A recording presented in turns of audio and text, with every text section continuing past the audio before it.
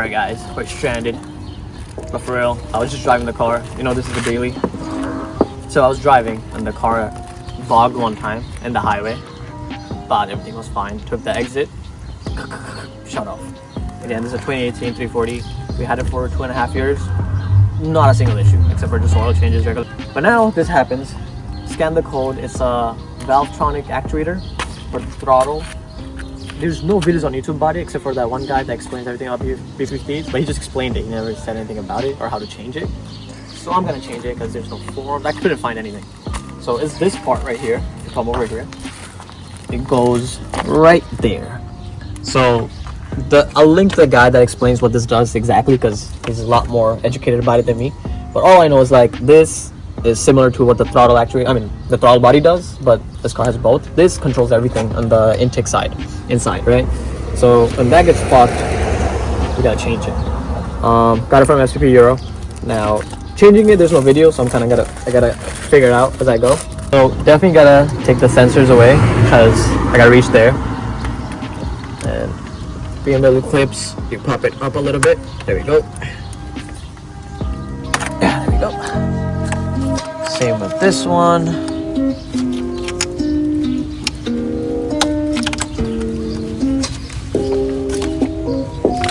And put that to the side. Alright. Secondly, obviously gotta unplug this.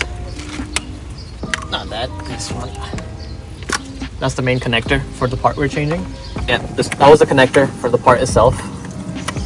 Mr. Valvetronic actuator. So just to take this off, there's two bolts. One on top right here, I don't know if you can see it, right there. And the other one is the worst part, which is in there, right?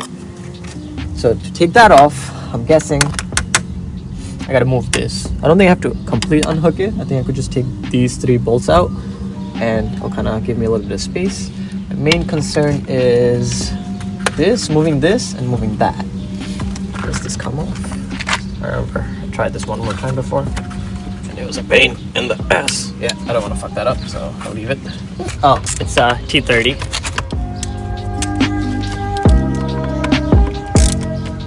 Also, I have a charge pipe that I have to put on. Now would have been a good time. I don't have it because I got stranded by my brother's house. So here we are.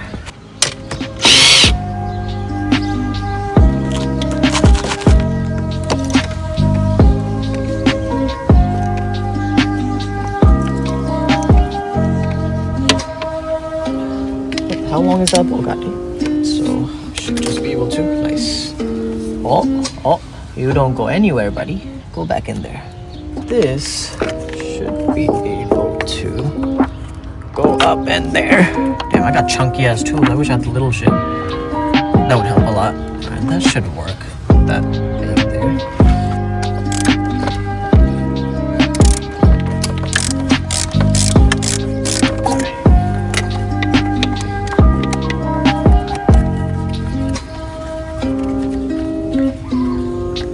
Alright, just for a little more space, I'm gonna take this off. What is it? T15? T15.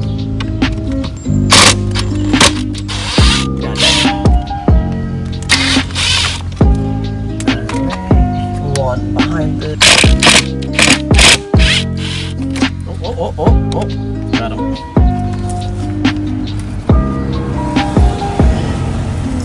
It should come off, no?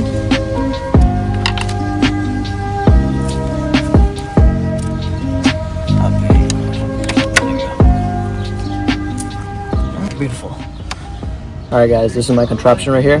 It's a T30, ignore the tape, with the Swiggly Dickly and the extendo clip will cut, and then ta-da! It's a little loose, but you get the point. First things first, let's see if I could attach it there. Holy guacamole, how is this gonna work? Alright, we'll figure it out together as a family. Beautiful. We're in, boys, we're in. The rest, I would suggest doing it with the hand because if it drops, you're fucked. Can't say that. Alright, guys.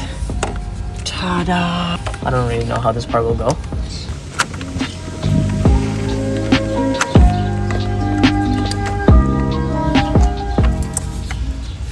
Chad, am I cooked? Feels like it's springed in there. Alright guys, I was just tugging it, kind of came out, but I'll explain it. So first, somebody has to hold this down. I mean, you could do it yourself too. Somebody has to hold that up. So it feels like it's stuck even after you, let me just take it out so I could explain it.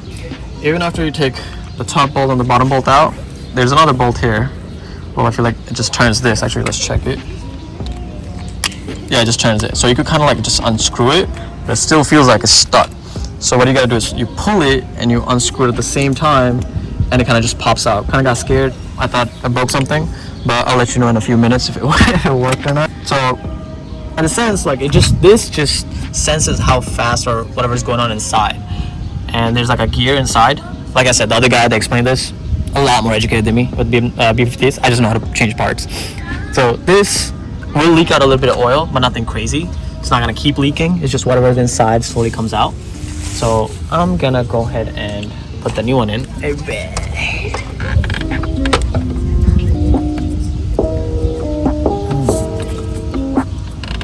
Oh, same thing again, I guess. Spin that shit. Alright guys, remember when I said yank it? I guess don't yank it, learn from my mistakes. It's just full on a screw. You gotta screw that shit on. So same thing when you take it out. I'm at a shortage of tools over here. That's why you see me using weird ass stuff. MacGyver over here. But it's just a screw. So it will fully screw in and fully screw out. If I blow the motor after this, I'll let you know. Because this is very sensitive, the way it is. Again, this is very sensitive, so... Alright. Also, sometimes you might have to like have it relearned. But most of the forums, or at least what I could find, people just say they never did it. It just automatically does the relearn itself. You can let it go a bit. But I feel like since I fucked it up so much and I yanked it, maybe I do have to make it relearn. Also, make sure you push it in before you screw it in, because it's a little bit of gap where you have to make it sit by itself. So push it and you'll hear a little clicking noise, which means it went in. Now to find the hole. So you got the bottom bolt in. I'm gonna hand tighten as much as I can before I shove this little thing in. Screwing it in. I forgot to mention, this is a T20, the one where you have to unscrew it out instead of yanking it. Yeah.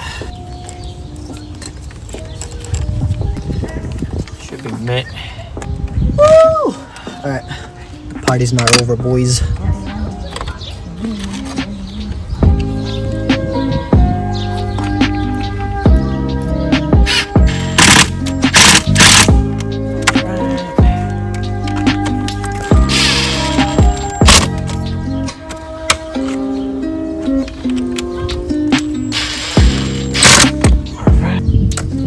Push this back in. Oh, I forgot the main part. This shit. Make sure the gasket isn't half out or anything like that. One in. Another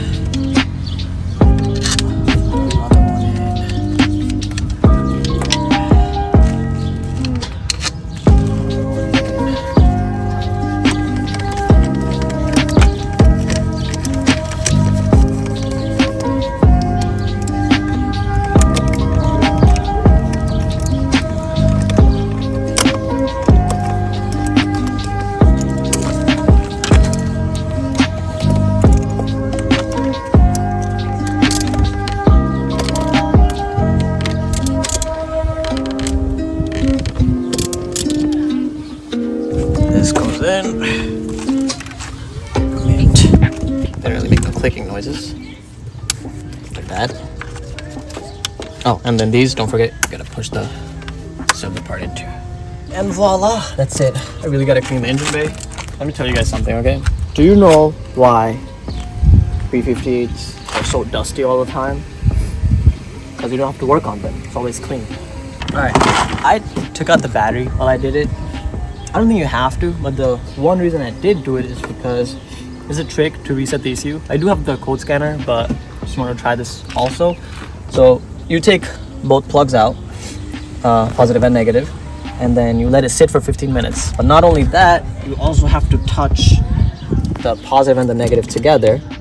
They say 10 seconds, 15 seconds. I don't really care. I held it for 15, right? And after you do that, I already did it. I'll do it again. I guess it fully drains the battery. That was in 15 seconds, but you get the point. And then put the battery back on.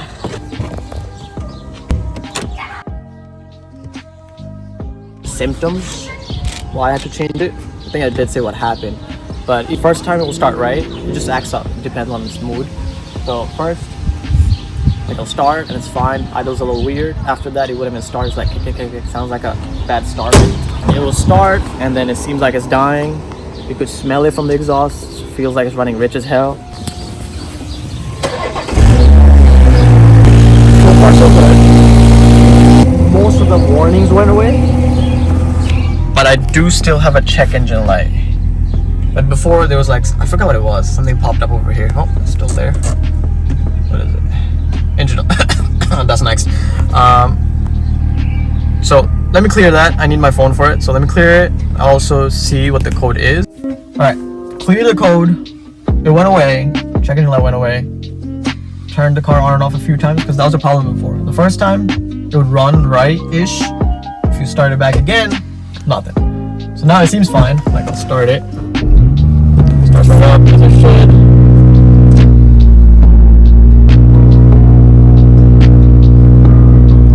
Nice thing. Idle will drop in a bit. Any day now.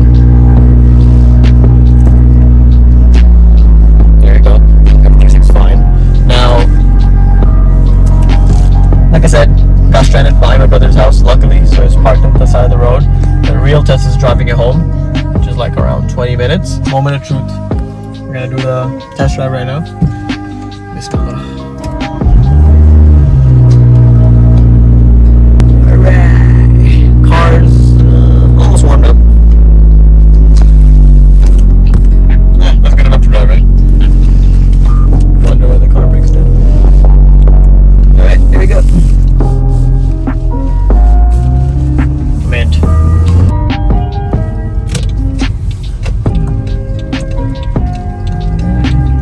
Running fine.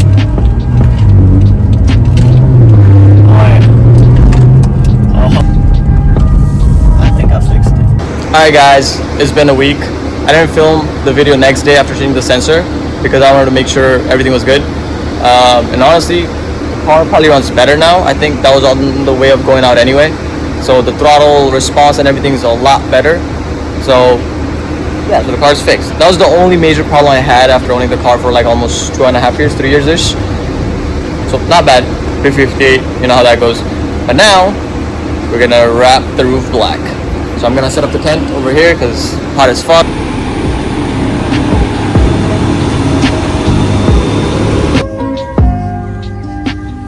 Alright guys, so first, what I'm gonna do is take the antenna off. Well, these, before I do the antenna, I can already wrap this. I don't know if you could see. There's a little rail right here. Just wrapped the black thing already because I wanted to save time.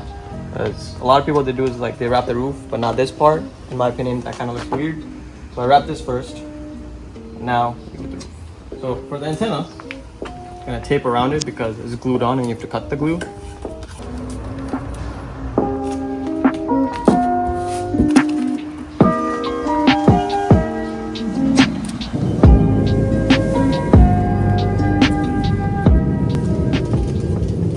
Alright guys, just took it off. I don't know why this was there. All the other F30s usually don't have this. It is what it is. Cut the glue off. Took this off. And this was like that. Whatever, took that off. I took the side pieces off too. It's cleaned, prepped. And this is the wrap. It's gloss piano black from Vivid. I mean Vivid Plus. Vivid Premium.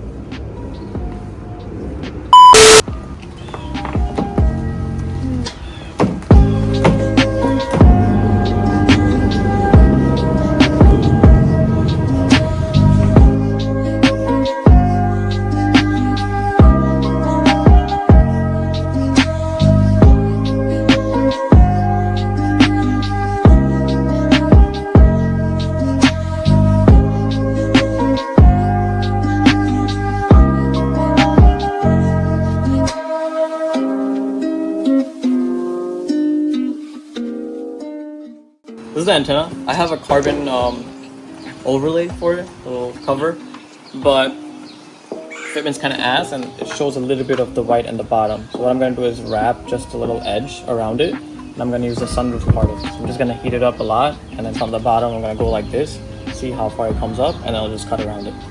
Alright guys, like I mentioned, I had to wrap the bottom piece because of this, the carbon fiber cover. So you put it in and you'll see what I mean. Even after you put it in, it like shows like the bottom piece a little bit. That's the whole reason I wrapped it. Now you don't see no white, fitment's good, can't complain. Wrapping, it is what it is. Material does matter, that's what we learned. This was so thick, it took a minute.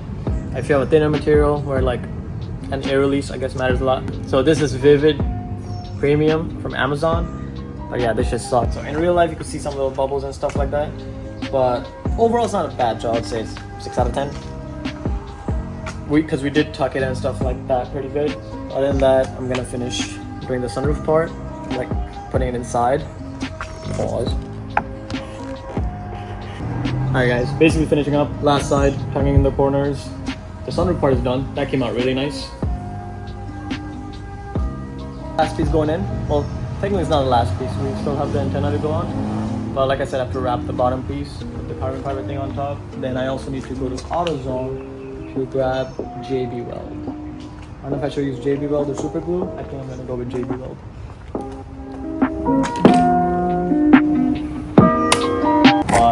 I put the antenna cover on, the carbon fiber one. It's pretty nice. And the roof wrap is done. The last video you guys saw, if you didn't check it out, I put the intakes on, custom intakes.